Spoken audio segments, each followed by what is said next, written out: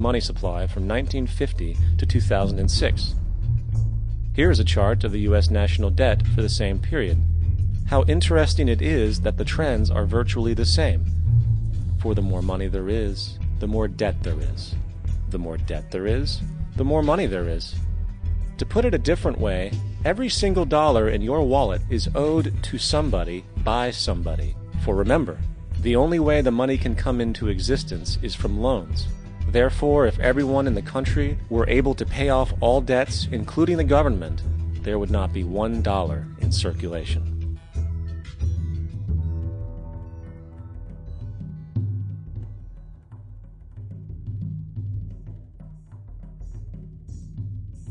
In fact, the last time in American history the national debt was completely paid off was in 1835 after President Andrew Jackson shut down the central bank that preceded the Federal Reserve.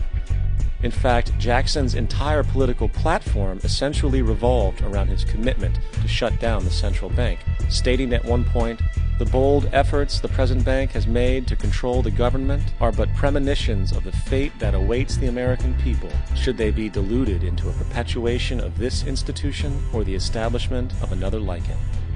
Unfortunately, his message was short-lived, and the international bankers succeeded to install another central bank in 1913, the Federal Reserve. And as long as this institution exists, perpetual debt is guaranteed. Now, so far we have discussed the reality that money is created out of debt, through loans. These loans are based on a bank's reserves, and reserves are derived from deposits. And through this fractional reserve system, any one deposit can create 9 times its original value, in turn debasing the existing money supply, raising prices in society. And since all this money is created out of debt and circulated randomly through commerce, people become detached from their original debt, and a disequilibrium exists, where people are forced to compete for labor in order to pull enough money out of the money supply to cover their costs of living.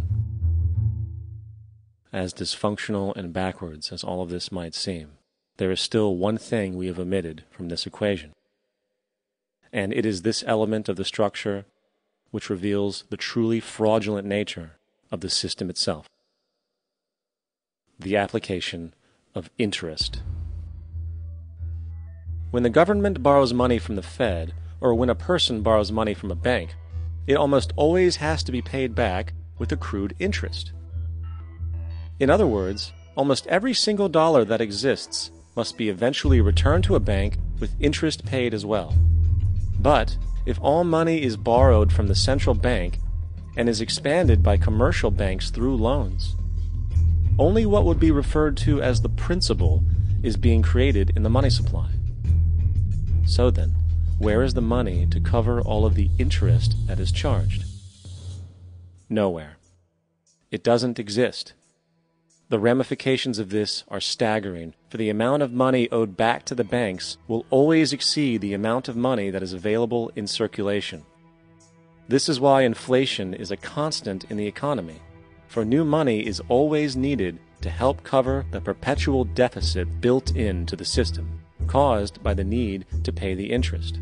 What this also means is that mathematically, defaults and bankruptcy are literally built into the system, and there will always be poor pockets of society that get the short end of the stick. An analogy would be a game of musical chairs, for once the music stops, somebody is left out to dry. And that's the point. It invariably transfers true wealth from the individual to the banks. For if you are unable to pay for your mortgage, they will take your property. This is particularly enraging when you realize that not only is such a default inevitable due to the fractional reserve practice, but also because of the fact that the money that the bank loaned to you didn't even legally exist in the first place. In 1969, there was a Minnesota court case involving a man named Jerome Daly, who was challenging the foreclosure of his home by the bank which provided the loan to purchase it. His argument was that the mortgage contract required both parties, being he and the bank, each put up a legitimate form of property for the exchange. In legal language, this is called consideration.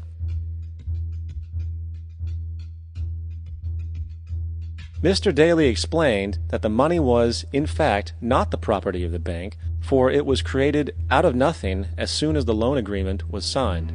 Remember what modern money mechanics stated about loans? What they do when they make loans is to accept promissory notes in exchange for credits.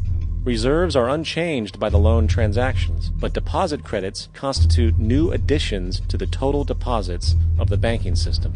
In other words, the money doesn't come out of their existing assets. The bank is simply inventing it, putting up nothing of its own, except for a theoretical liability on paper. As the court case progressed, the bank's president, Mr. Morgan, took the stand, and in the judge's personal memorandum, he recalled that the plaintiff, bank's president, admitted that, in combination with the Federal Reserve Bank, did create the money and credit upon its books by bookkeeping entry. The money and credit first came into existence when they created it. Mr. Morgan admitted that no United States law or statute existed which gave him the right to do this. A lawful consideration must exist and be tendered to support the note. The jury found that there was no lawful consideration, and I agree. He also poetically added, "Only God can create something of value out of nothing." And upon this revelation, the court rejected the bank's claim for foreclosure, and Daly kept his home. The implications of this court decision are immense. For every time you borrow money from a bank, whether it is a mortgage loan or a credit card charge, the money given to you is not only counterfeit, it is an illegitimate form of consideration, and hence voids the contract to repay, for the bank never had the money as property to begin with. Unfortunately, such legal realizations are suppressed and ignored, and the game of perpetual wealth transfer and perpetual debt continues. And this brings us to the ultimate question: why? During the American Civil War, President Lincoln bypassed the high-interest loans offered by the European banks and decided to do what the Founding Fathers advocated, which was to create an independent and inherently debt-free currency. It was called the greenback. Shortly after this measure was taken, an internal document circulated between private British and American banking interests stated, "Slavery is but the owning of labor, and carries with it the care of laborers, while the European plan is that capital shall control labor by controlling wages. This can be done by controlling the money. It will not do to allow the greenback, as we cannot control that." The fractional reserve policy perpetrated by the Federal Reserve, which has spread in practice to the great majority of banks in the world, is, in fact, a system of modern slavery. Think about it. Money is created out of debt. And what do people do when they are in debt? They submit to employment to pay it off. But if money can only be created out of loans, how can society ever be debt-free? It can't. And that's the point. And it is the fear of losing assets coupled with the struggle to keep up with the perpetual debt and inflation inherent in the system, compounded by the inescapable scarcity within the money supply itself, created by the interest that can never be repaid, that keeps the wage slave in line, running on the hamster wheel with millions of others, in effect powering an empire that truly benefits only the elite at the top of the pyramid. For, at the end of the day, who are you really working for? The banks.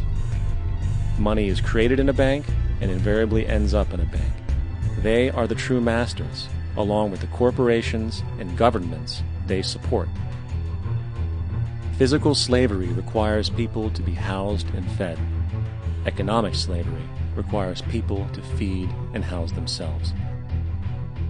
It is one of the most ingenious scams for social manipulation ever created, and at its core, it is an invisible war against the population. Debt is the weapon used to conquer and enslave societies, and interest is its prime ammunition. And as the majority walks around oblivious to this reality, the banks, in collusion with governments and corporations, continue to perfect and expand their tactics of economic warfare, spawning new bases, such as the World Bank, and International Monetary Fund, while also inventing a new type of soldier, the birth of the economic hitman.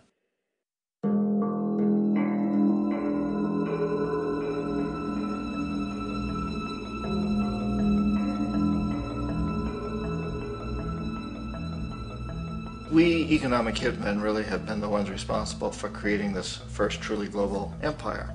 And we work many different ways.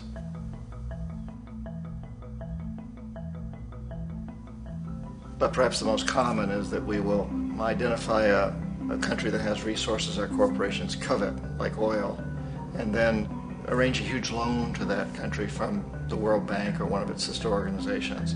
But the money never actually goes to the country. Instead, it goes to our big corporations to build infrastructure projects in that country, power plants, industrial parks, ports, things that benefit a few rich people in that country, in addition to our corporations, but really don't help the majority of the people at all. However, those people, the whole country is left holding a huge debt. It's such a big debt they can't repay it, and that's part of the plan, that they can't repay it. And so at some point, we economic hitmen go back to them and say, listen, you owe us a lot of money, can't pay your debt, so sell your oil real cheap to our oil companies. Allow us to build a military base in your country, or send troops in support of ours to someplace in the world like Iraq, or vote with us on the next UN vote. To have their electric utility company privatized and their water and sewage system privatized and sold to U.S. corporations or other multinational corporations. So there was that whole mushrooming thing, and it's so typical of the way the IMF and the World Bank work, that you put a country in debt, it's such a big debt it can't pay it, and then you offer to refinance that debt and pay even more interest. And you demand this quid pro quo, which you call a conditionality or good governance, which means basically that they've got to sell off their resources, including many of their social services, their utility companies, their school systems sometimes, their penal systems, their insurance systems, to foreign corporations. So it's a double, triple, quadruple whammy. The precedent for economic hitmen really began back in the early 50s when democratically elected Mossadegh, who was elected in Iran.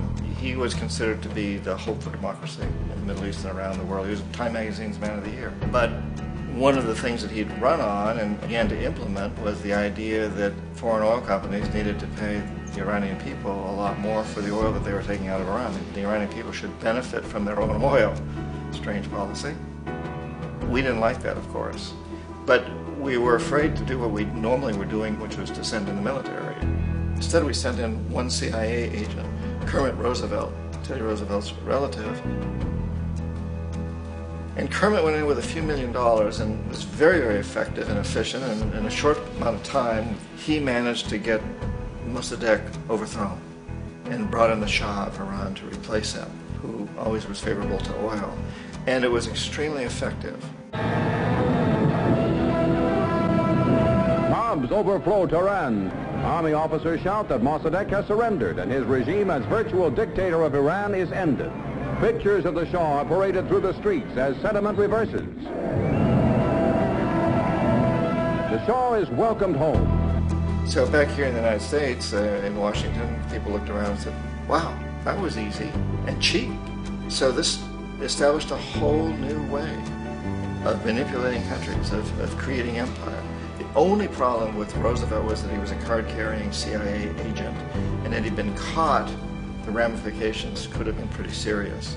So very quickly at that point, the decision was made to use private consultants to channel the money through the World Bank or the IMF or one of the other such agencies, to bring in people like me who worked for private companies, so that if we got caught, there would be no governmental ramifications.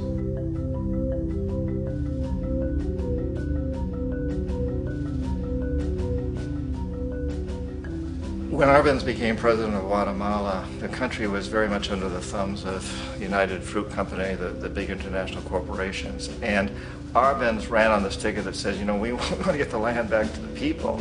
And once he took power, he was implementing policies that would do exactly that, give the land rights back to the people. United Fruit didn't like that very much. And so they hired a public relations firm, launched a huge campaign in the United States to convince the United States, people, the citizens of the United States, and the press of the United States, and the Congress of the United States, that Arbenz was a Soviet puppet, and that if we allowed him to stay in power, the Soviets would have a foothold in this hemisphere. And that, at that point in time, was a huge fear on everybody's mind, the Red Terror.